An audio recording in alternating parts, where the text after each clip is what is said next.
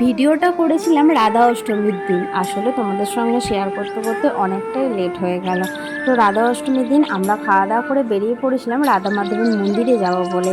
আর যেহেতু আজকে মন্দিরে অনেক ভিড় হবে, অনেক মানুষ আসবে, তাই ওখানে অত গাড়ি রাখার জায়গা হবে না বলে নিজেতেই গাড়ি রেখে আমাদের উঠতে হয়েছে। পুরো পাহাড়টা হেঁটে হেঁটে উঠতে হয়েছে। আর দেখো কত সুন্দর করে মন্দিরটা সাজানো হয়েছে লাইট দিয়ে। কিছুদিন আগে জন্মাষ্টমী ছিল, তো তার জন্য আরও সুন্দর করে সাজানো হয়েছিল। সেই বাঁশ প্যান্ডেল এখনও আছে, আর লাইটিংগুলো দেখো। আর রাত্রি হলে আরও সুন্দর লাগবে এখানে জায়গাটা। আর কত মানুষ এসেছে, এত ভিড় হয়েছে না মন্দিরে। আর এখানে কিন্তু এটা খুব দেখেছি, পুজো আজা হলে না সব প্রত্যেকটা মানুষ চায় একটু মন্দিরে যায়, একটু ভগবানের দর্শন করে আসি। আর এসে দেখো কত ভিড় হয়েছে এখানে, কত মানুষ এখানে বসে আছে, ঠাকুরের আরাধনা করছে।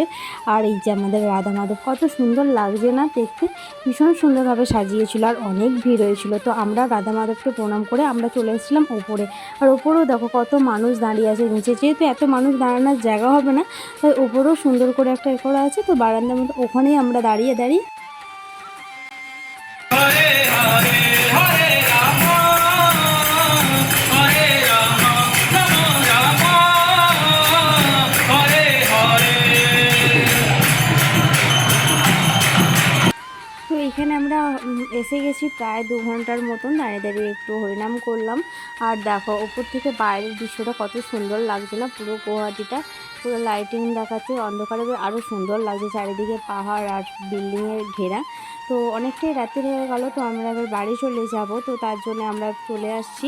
আর দেখো এখনও কিন্তু কত মানুষ আসছে, যখন মানে বিকালের দিকে যারা আসলো তারা হয়তো বেরিয়েছে, তারপরে আরও অনেক মানুষ আসছে।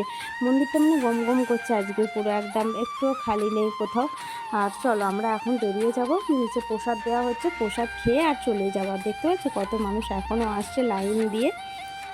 তো যখনই মন্দিরে আসি তখনই কিন্তু প্রসাদ পাই, এটাই কিন্তু সৌভাগ্যটা আছে। আর চলো আজকেও প্রসাদ দেওয়া হচ্ছে, আর আমরা এখন সেখানেই যাব। আর দেখো কত ভিড় হয়েছে এখানে প্রসাদ খাওয়ার জন্য, মানুষের কত ভিড় হয়েছে। আর এখানে আমি নিয়েছি প্রসাদ, আর এখান থেকে এখন আমরা প্রসাদ খেয়ে আর বাড়ি যাব। আজকের দিনটা তো আমাদের ভীষণ সুন্দর কাটলো, আর মন্দিরে এসে মনটা পুরো শান্ত হয়ে গেল। তোমাদের ভিডিওটা কেমন লাগলো অবশ্যই জানিও। টাটা।